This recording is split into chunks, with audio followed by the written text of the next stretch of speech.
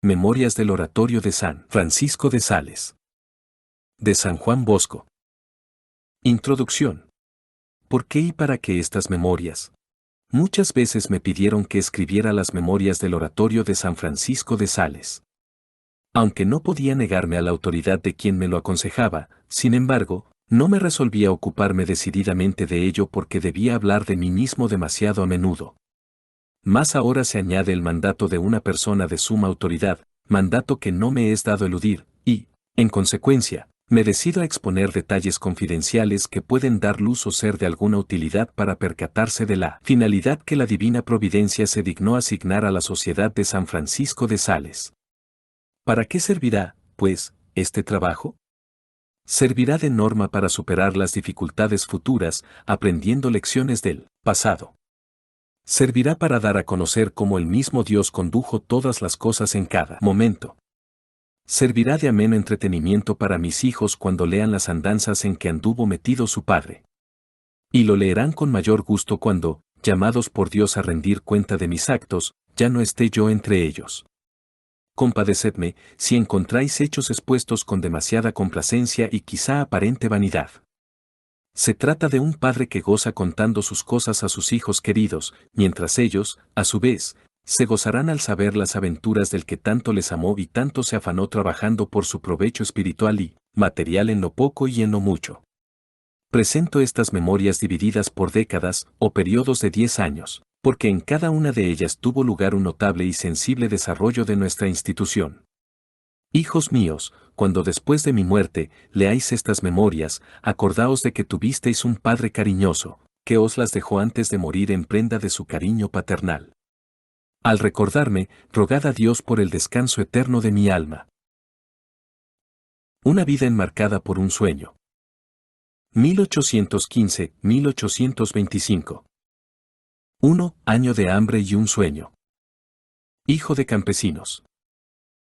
Nací el día consagrado a la Asunción de María al cielo del año 1815, en Morialdo, barrio de Castelnuovo de Asti. Mi madre se llamaba Margarita Occhiena y era natural de Capriglio, y mi padre, Francisco. Eran campesinos. Se ganaban honradamente el pan de cada día con el trabajo y el ahorro. Mi padre, casi únicamente con sus sudores, proporcionaba sustento a la abuelita, septuagenaria y achacosa, y a 3 niños, el mayor de los cuales, Antonio, era hijo del primer matrimonio. José era el segundo, y Juan el más pequeño, que soy yo. Además había 2 jornaleros del campo. Muerte del padre. No tenía yo aún 2 años cuando Dios nuestro Señor permitió en su misericordia que nos turbara una grave desgracia. Un día, el amado padre, en plena robustez, en la flor de la edad, deseoso de educar cristianamente a sus hijos, de vuelta del trabajo, enteramente sudado, entró descuidadamente en la bodega, subterránea y fría. El enfriamiento sufrido se manifestó hacia el anochecer con una fiebre alta, precursora de un gran resfriado. Todos los cuidados resultaron inútiles. En pocos días se puso a las puertas de la muerte. Confortado con todos los auxilios de la religión, después de recomendar a madre confianza en Dios, expiraba, a la edad de 34 años. Era el 12 de mayo de 1817. No sé qué fue de mí en aquellas tristes circunstancias.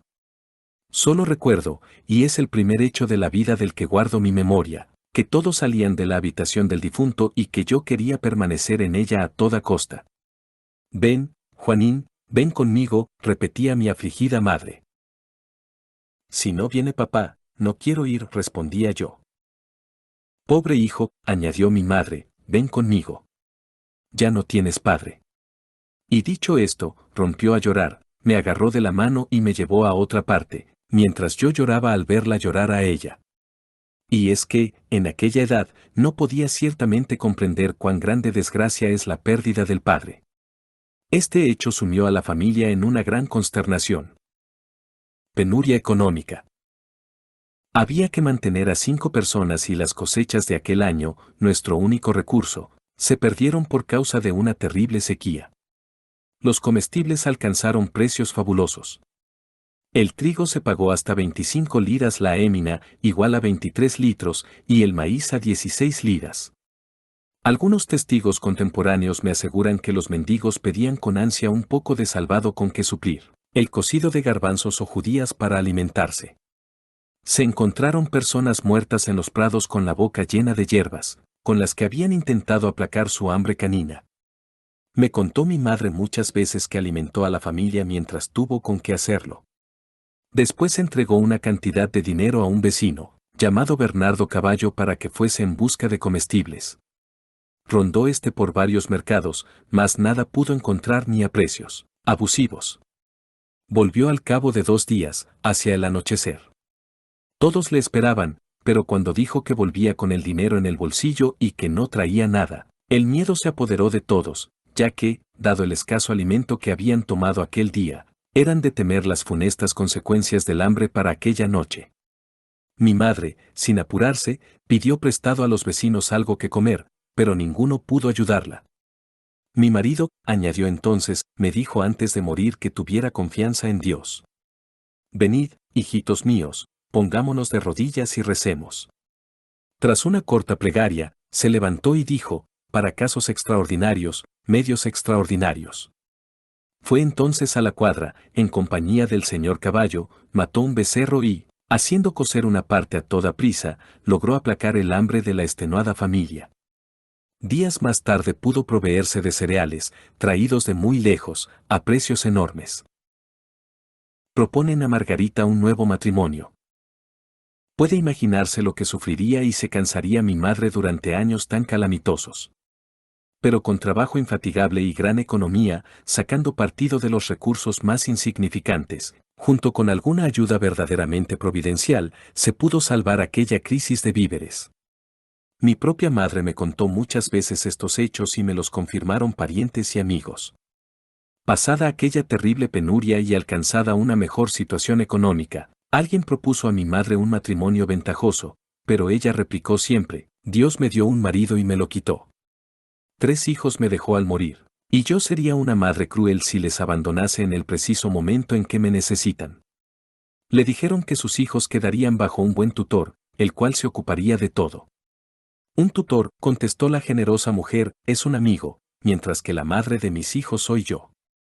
No los abandonaré jamás, así me ofrezcan todo el oro del mundo. Su mayor cuidado fue instruir a los hijos en la religión, enseñarles a obedecer y tenerlos ocupados en trabajos compatibles con su edad. La primera confesión. Era yo muy pequeño, y ella misma me enseñaba a rezar. Cuando ya fui capaz de unirme a mis hermanos, me ponía con ellos de rodillas por la mañana y por la noche y todos, juntos rezábamos las oraciones y la tercera parte del rosario. Recuerdo que ella me preparó para mi primera confesión. Me acompañó a la iglesia, se confesó antes que yo, me recomendó al confesor y después me ayudó a dar gracias. Siguió ayudándome hasta que me juzgó capaz de hacerlo dignamente yo solo. A la escuela. Así llegué a los 9 años.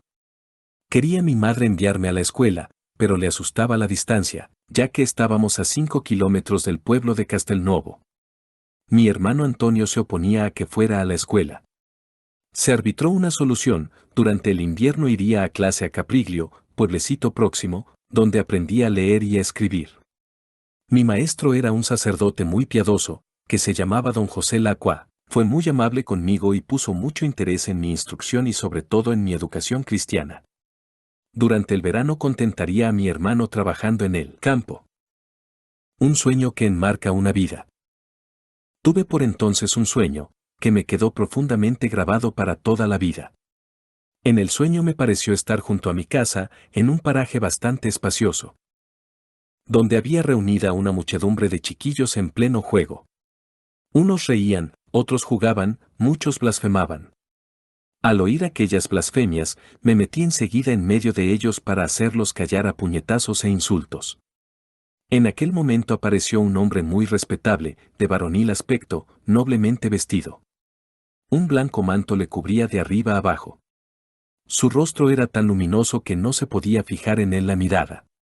Me llamó por mi nombre y me mandó ponerme al frente de aquellos muchachos, añadiendo estas palabras, con golpes, no, sino que deberás ganarte a estos tus amigos con la mansedumbre y la caridad. Ponte, pues, ahora mismo a enseñarles la fealdad del pecado y la hermosura de la virtud. Aturdido y espantado, dije que yo era un pobre muchacho ignorante, incapaz de hablar de religión a aquellos muchachos. En aquel momento cesaron ellos en sus riñas, alborotos y blasfemias y rodearon al que hablaba. Sin casi saber lo que me decía, añadí: ¿Quién sois vos para mandarme estos imposibles? Precisamente porque esto te parece imposible, debes convertirlo en posible con la obediencia y la adquisición de la ciencia. ¿En dónde? ¿Cómo podré adquirir la ciencia? Yo te daré la maestra. Bajo su disciplina podrás llegar a ser sabio, pero sin ella toda sabiduría se convierte en necedad. Pero, ¿quién sois vos que me habláis de este modo? Yo soy el hijo de aquella a quien tu madre te acostumbró a saludar 3 veces al día. Mi madre me dice que no me junte con los que no conozco, sin su permiso. Decime, por tanto, vuestro nombre. Mi nombre, pregúntaselo a mi madre. En aquel momento vi junto a él una señora de aspecto majestuoso, vestida con un manto que resplandecía por todas partes, como si cada uno de sus puntos fuera una estrella refulgente. Ella, al verme cada vez más desconcertado en mis preguntas y respuestas, me indicó que me acercase y tomándome bondadosamente de la mano, me dijo: mira. Al mirar me di cuenta de que aquellos muchachos habían desaparecido. Y vi en su lugar una multitud de cabritos, perros, gatos, osos y varios otros animales. La majestuosa señora me dijo: he aquí tu campo, he aquí en donde debes trabajar. Hazte humilde, fuerte y robusto, y lo que veas que ocurre en estos momentos con estos animales, lo deberás hacer tú con mis hijos. Volví entonces la mirada, y en vez de los animales feroces, aparecieron otros tantos mansos corderillos que, haciendo fiestas al hombre y a la señora, seguían saltando y balando a su alrededor. En aquel momento, siempre en sueños, me eché a llorar. Pedí que se me hablase de modo que pudiera comprender, pues no alcanzaba a entender que quería representar todo aquello. Entonces ella me puso la mano sobre la cabeza y me dijo: 4. A su debido tiempo, todo lo comprenderás. Dicho esto, un ruido me despertó y todo desapareció. Quedé muy aturdido. Me parecía que tenía deshechas las manos por los puñetazos que había dado, y que me dolía la cara por las bofetadas recibidas. Y, después, aquel personaje y aquella señora llenaron mi mente de tal modo, con lo dicho y oído, que ya no pude reanudar el sueño aquella noche. ¿Capitán de bandoleros? Por la mañana conté enseguida aquel sueño, primero a mis hermanos, que se echaron a reír, y luego a mi madre y a la abuela. Cada uno lo interpretaba a su manera. Mi hermano José dijo: tú serás pastor de cabras, ovejas y otros animales. Mi madre: quién sabe si un día serás sacerdote.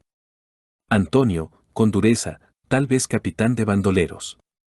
Pero la abuela, analfabeta del todo, con ribetes de teólogo, dio la sentencia definitiva: no hay que hacer caso de los sueños. Yo era de la opinión de mi abuela. Pero nunca pude echar en olvido aquel sueño. Lo que expondré a continuación dará explicación de ello. Yo no hablé más de esto, y mis parientes no le dieron la menor importancia. Pero cuando el año 1858 fui a Roma para tratar con el Papa sobre la congregación salesiana, él me hizo exponerle con detalle todas las cosas que tuvieran alguna apariencia de sobrenatural. Entonces conté, por primera vez, el sueño que tuve de los 9 a los 10 años. El Papa me mandó que lo escribiese literal y detalladamente y lo dejara para alentar a los hijos de la congregación. Esta era precisamente la finalidad de aquel viaje. 5. Los años fabulosos. 1825-1835. 1. El pequeño Saltimbanqui. Pequeño de estatura. Me habéis preguntado muchas veces a qué edad comencé a preocuparme de los niños. A los 10 años hacía lo que era compatible con esa edad, una especie de oratorio festivo. Escuchad. Era yo aún muy pequeño y ya estudiaba el carácter de mis compañeros. Miraba a uno a la cara y ordinariamente descubría los propósitos que tenía en el corazón. Por eso los de mi edad me querían y me respetaban mucho. Todos me elegían para juez o para amigo. Por mi parte, hacía bien a quien podía, y mal a ninguno. Los compañeros me querían a su lado para que, en caso de pelea, me pusiera de su parte. Porque, aunque era pequeño de estatura, tenía fuerza y coraje para meter miedo a compañeros de mi edad. De tal forma que, si había pelea, disputas, riñas de cualquier género, yo era el árbitro de los contendientes, y todos aceptaban de buen grado la sentencia que dictaba. Narrador de historias y cuentos. Pero lo que les reunía junto a mí y les arrebataba hasta la locura eran mis narraciones.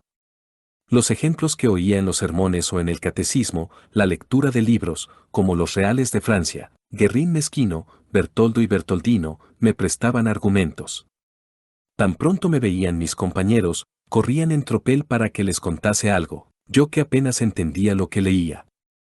A ellos se unían algunas personas mayores, y sucedía que a veces, yendo o viniendo de Castelnovo, u otras en un campo o en un prado, me veía rodeado de centenares de personas. Acudían a escuchar a un pobre chiquillo que tenía un poquito de memoria. Estaba en ayunas de toda ciencia, por más que entre ellos pasase por un doctor. En el país de los ciegos, el tuerto es rey. Durante el invierno, me reclamaban en los establos para que les contara historietas. Allí, el lugar más caliente de la casa, se reunía gente de toda edad y condición, y todos disfrutaban escuchando inmóviles durante 5 o 6 horas al pobre lector de los Reales de Francia, que hablaba como si fuera un orador, de pie sobre un banco para que todos le vieran y oyesen. Y como se decía que iban a escuchar el sermón, empezaba y terminaba las narraciones con la señal de la cruz y el rezo del Ave María 1826. Andaba y bailaba sobre la cuerda. Durante la primavera, en los días festivos sobre todo, se reunían los del vecindario y algunos forasteros. Entonces la cosa iba más en serio. Entretenía a todos con algunos juegos que había aprendido de otros. Había a menudo, en ferias y mercados, charlatanes y volatineros a quienes yo iba a ver. Observaba atentamente sus más pequeñas proezas y volvía a casa y las repetía hasta aprenderlas. Imaginaos los golpes, revolcones, caídas y volteretas a que me exponía vez por vez. 6. ¿Lo creeréis?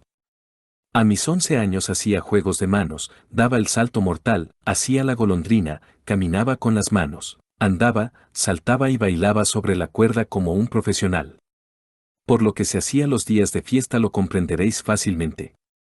Había, en Ibequi un prado en donde crecían entonces algunos árboles. Todavía queda un peral que en aquel tiempo me sirvió de mucho. Ataba a ese árbol una cuerda que anudaba en otro más distante. Después colocaba al lado una mesita con una bolsa y una alfombra en el suelo para dar los saltos. Cuando todo estaba preparado y el público ansioso por lo que iba a seguir, entonces invitaba a todos a rezar la tercera parte del rosario, tras lo cual se cantaba una letrilla religiosa. Acabado esto, subía a una silla y predicaba o, mejor dicho, repetía lo que recordaba de la explicación del Evangelio que había oído por la mañana en la iglesia, o también contaba hechos y ejemplos oídos o leídos en algún libro. Terminado el sermón, se rezaba un poco y enseguida, venían las diversiones. En aquel momento hubierais visto al predicador, como antes dije, convertirse en un charlatán de profesión. Hacer la golondrina, ejecutar el salto mortal, caminar con las manos en el suelo y los pies en alto, echarme a continuación al hombro las alforjas y tragarme monedas para después sacarlas de la punta de la nariz de este o del otro espectador. Multiplicar pelotas y huevos, cambiar el agua en vino, matar y despedazar un pollo para hacerlo luego resucitar y cantar mejor que antes, eran los entretenimientos ordinarios. Andaba sobre la cuerda como por un sendero. Saltaba, bailaba, me colgaba, ora de un pie, ora de los dos, ya con las dos manos, ya con una sola. Tras algunas horas de diversión, cuando yo estaba bien cansado, cesaban los juegos, se hacía una breve oración y cada cual volvía a su casa. Quedaban fuera de estas reuniones los que hubieran blasfemado, hablado mal o no quisieran tomar parte en las prácticas religiosas. Al llegar aquí, diréis algunos, para ir a las ferias y mercados, para oír a los charlatanes, para preparar cuanto se necesita para tales diversiones, hace falta dinero. ¿De dónde salía? Yo podía proporcionármelo de 1000 diversos modos. las moneditas que mi madre y otros me daban para divertirme o para golosinas, las propinas, los regalos, todo lo guardaba para eso. Tenía además una gran pericia para cazar pájaros con la trampa, la jaula, la liga y los lazos, y sabía mucho de nidos. Cuando había recogido unos cuantos, buscaba la manera de venderlos convenientemente. Las setas, las hierbas colorantes y el brezo constituían para mí otra fuente de ingresos. Vosotros me preguntaréis si mi madre estaba contenta de que yo llevase una vida tan disipada y de que perdiese el tiempo haciendo de saltimbanqui. Habéis de saber que mi madre me quería mucho y yo le tenía una confianza tan ilimitada, que no me hubiera atrevido a mover un pie sin su consentimiento. Ella lo sabía todo, todo lo observaba y me dejaba hacer. Es más, si necesitaba alguna cosa, me la proporcionaba con gusto. Los mismos compañeros y, en general, todos los espectadores, me daban de buena gana cuanto necesitaba para procurarles los ansiados pasatiempos. 2 encuentros. La primera comunión. A la edad de 11 años fui admitido a la primera comunión. Me sabía entero el catecismo, pero de ordinario, ninguno era admitido a la primera comunión si no tenía 12 años. Además, a mí, dada la distancia, unos 5 km. No me conocía el párroco y me debía limitar exclusivamente a la instrucción religiosa de mi buena madre. Y como no quería que siguiera creciendo sin realizar este gran acto de nuestra santa religión, ella misma se las arregló para prepararme como mejor pudo y supo. Me envió al catecismo todos los días de Cuaresma.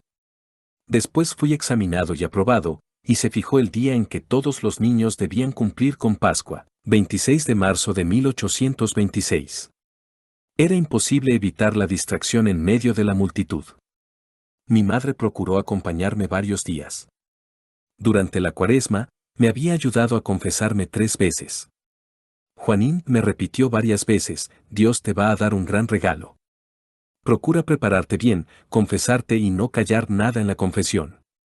Confiésalo todo, arrepentido de todo, y promete a nuestro Señor ser mejor en lo porvenir. Todo lo prometí. Si después he sido fiel, Dios lo sabe. En casa me hacía rezar, leer un libro devoto y me daba además aquellos consejos que una madre ingeniosa tiene siempre a punto para bien de sus hijos. Aquella mañana no me dejó hablar con nadie. Me acompañó a la Sagrada Mesa e hizo conmigo la preparación y acción de gracias, que el vicario, de nombre don José Sismondo, dirigía alternando con todos en alta voz. No quiso que durante aquel día me ocupase en ningún trabajo material, sino que lo empleara en leer y en rezar. Entre otras muchas cosas, me repitió mi madre muchas veces estas palabras, querido hijo mío, este es un día muy grande para ti. Estoy persuadida de que Dios ha tomado verdadera posesión de tu corazón. Prométele que harás cuanto puedas para conservarte bueno hasta el fin de la vida. En lo sucesivo, comulga con frecuencia, pero guárdate bien de hacer sacrilegios. Dilo todo en confesión, sé siempre obediente, ve de buen grado al catecismo y a los sermones, pero, por amor de Dios, huye como de la peste de los que tienen malas conversaciones. Recordé los avisos de mi buena madre y procuré ponerlos en práctica. Me parece que desde aquel día hubo alguna mejora en mi vida, sobre todo en la obediencia y en la sumisión a los demás, que al principio me costaba mucho, ya que siempre quería oponer mis pueriles objeciones a cualquier mandato o consejo. Me apenaba la falta de una iglesia o capilla a donde ir a rezar y a cantar con mis compañeros. Para oír un sermón o para ir al catecismo tenía que andar cerca de 10 kilómetros entre ida y vuelta a Castelnuovo o a la aldea de Buttigliera. Por eso mis coterráneos venían gustosos a oír mis sermones de saltimbanqui. La Santa Misión. En aquel año de 1826, con motivo de una santa misión que hubo en la aldea de Buttigliera, tuve ocasión de oír varios sermones. La nombradía de los predicadores atraía a las gentes de todas partes. Yo mismo iba en compañía de otros muchos. Después de una instrucción y una meditación, al caer de la tarde los oyentes volvían a sus casas. Una de aquellas tardes del mes de abril volvía a casa en medio de una gran multitud.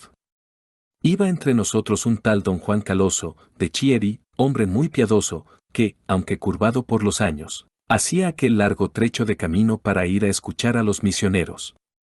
Era el capellán de la aldea de Morialdo. Una propina por 4 palabras. Al ver a un muchacho de baja estatura, con la cabeza descubierta y el cabello recio y ensortijado, que iba con gran silencio en medio de los demás, puso sus ojos sobre mí y empezó a hablarme de esta manera: «Hijo mío, ¿de dónde vienes? ¿Acaso has ido tú también a la misión?» «Sí, señor. He oído también los sermones de los misioneros». «Pues sí que habrás podido entender mucho. De seguro que tu madre te hubiera predicado mejor. ¿No te parece?» «Es cierto. Mi madre me dice a menudo cosas muy bonitas. Pero eso no quita que yo no vaya con gusto a oír a los misioneros, y creo haberlos entendido muy bien. Si me dices 4 palabras de los sermones de esta tarde, te doy una propina. Dígame si quiere que le hable del primer sermón o del segundo. Sobre el que quieras. Basta que me digas 4 cosas». ¿Te acuerdas de qué trató el primer sermón? Trató de la necesidad de entregarse a Dios y de no dejar para más adelante la conversión. Pero, en resumen, ¿qué se dijo?, añadió el venerable anciano, algo maravillado. Lo recuerdo bastante bien. Si quiere, se lo digo entero. Y, sin más, comencé con el exordio, y seguí a continuación con los 3 puntos, a saber, que el que difiere su conversión corre gran peligro de que le falte el tiempo, la gracia o la voluntad. Él me dejó hablar por más de media hora, rodeado por toda la gente. Después empezó a preguntarme: «¿Cómo te llamas? ¿Quiénes son tus padres? ¿Has ido mucho a la escuela?» «Me llamo Juan Bosco. Mi padre murió cuando yo era muy niño. Mi madre es viuda, con 5 personas que mantener. He aprendido a leer y escribir un poco». «¿Has estudiado la gramática latina?» «No sé qué es eso». «¿Te gustaría estudiar?» «Muchísimo». «¿Quién te lo impide?» «Mi hermano Antonio». «¿Y por qué Antonio no te deja estudiar?» «Porque como a él no le gustaba ir a la escuela, dice que no quiere que otros pierdan el tiempo estudiando como él lo perdía». «Pero, si yo pudiese ir, sí que estudiaría y no perdería el tiempo». «¿Y para qué quisieras estudiar?» «Para hacerme sacerdote». «¿Y por qué quieres ser sacerdote?» «Para acercarme a hablar y enseñar la religión a tantos compañeros míos que no son malos, pero que se hacen tales porque nadie se ocupa de ellos». Mi franqueza y, diría, mi audacia en el hablar causó gran impresión en aquel santo sacerdote, que, mientras yo hablaba, no me quitaba los ojos de encima. Llegados entre tanto a un determinado punto del camino en que era menester separarnos, me dejó diciendo: «Ánimo. Yo pensaré en ti y en tus estudios. Ven a verme con tu madre el domingo, y todo lo arreglaremos». 9. ¿Cuánto vale un amigo fiel? Fui, en efecto, al domingo siguiente con mi madre. Y convinieron en que él mismo me daría clase un rato cada día, a fin de que trabajase el resto en el campo, para condescender con mi hermano Antonio. Este se conformó fácilmente, ya que todo esto debía empezar después del verano, cuando ya no hay mucho trabajo en el campo. Me puse enseguida en las manos de don Juan Caloso, que solo hacía unos meses que había venido a aquella capellanía. Me di a conocer a él tal como era. Le manifestaba con naturalidad mis deseos, mis pensamientos y mis acciones. Esto le agradó mucho, porque así me podía guiar con más conocimiento de la realidad en lo espiritual y en lo temporal. Y así conocí cuánto vale un director fijo, un amigo fiel del alma, pues hasta entonces no lo había tenido. Me prohibió enseguida, entre otras cosas, una penitencia que yo acostumbraba a hacer y que no era proporcionada a mi edad y condición. Me animó a frecuentar la confesión y comunión, y me enseñó a hacer cada día una breve meditación y un poco de lectura espiritual. Los domingos pasaba con él todo el tiempo que podía.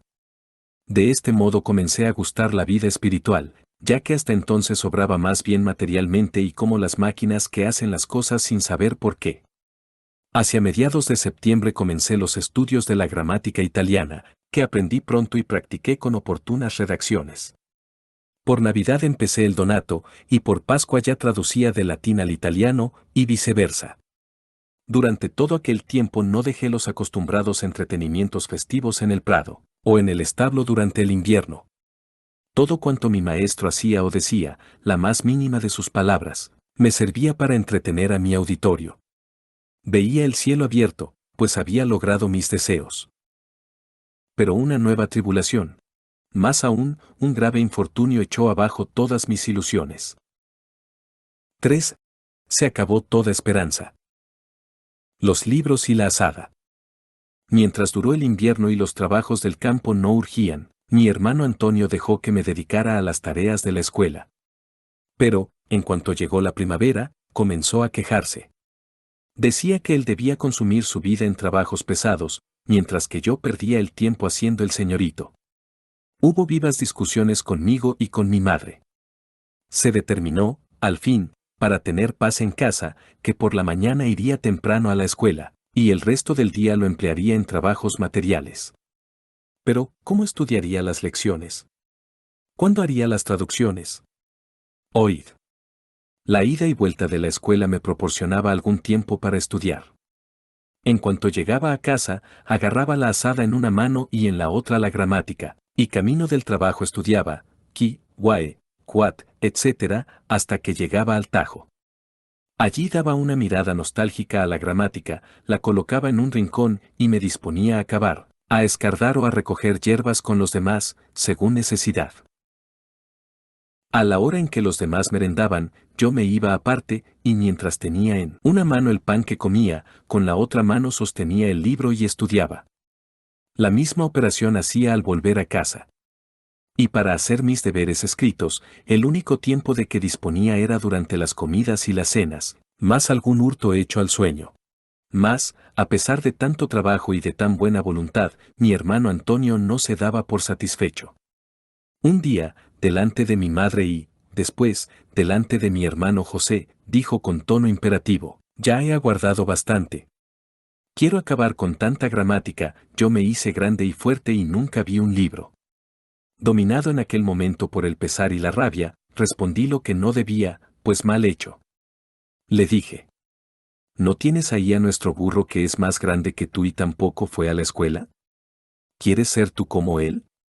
A tales palabras se puso furioso y, gracias a mis piernas, que, por cierto, me solían obedecer bastante bien, pude ponerme a salvo de una lluvia de golpes y pescozones.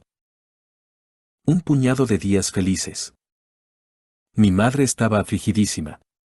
Yo lloraba. El capellán don Juan Caloso sentía gran pena.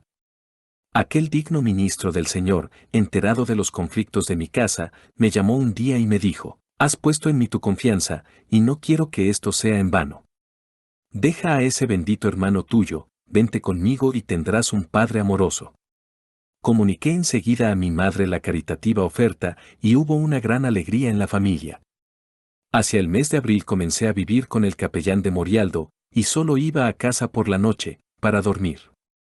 Nadie puede imaginar mi gran alegría. Le quería más que a un padre, rezaba por él y le servía con ilusión en todo.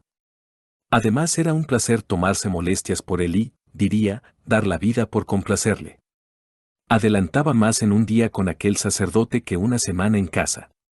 Y aquel hombre de Dios me apreciaba tanto, que me dijo varias veces: no te preocupes de tu porvenir. Mientras yo viva, nada te ha de faltar. Y, si muero, también proveeré. Don Juan Caloso se muere. Mis cosas marchaban con increíble suerte. Me consideraba feliz en todo y no deseaba nada del mundo, cuando un desastre truncó el camino de mis esperanzas. Una mañana de abril de 1828, don Juan Caloso me mandó a un recado a mi casa. Apenas había llegado, cuando una persona, corriendo, jadeante, me indica que vuelva inmediatamente junto al sacerdote, pues había sido atacado de un mal grave y preguntaba por mí. Más que correr, volé junto a mi bienhechor. Le encontré en la cama, privado del habla. Sufría un ataque apopléjico. Me conoció, quiso hablar, pero no pudo articular palabra. Me dio la llave del dinero, haciendo gestos de que no la entregase a nadie. Tras 2 días de agonía, el alma de aquel santo sacerdote volaba al seno del Creador. Con él morían todas mis esperanzas. Siempre he rezado por aquel mi insigne bienhechor, y jamás dejaré de hacerlo mientras viva. Llegaron los herederos de don Juan Caloso y les entregué la llave y todo lo demás.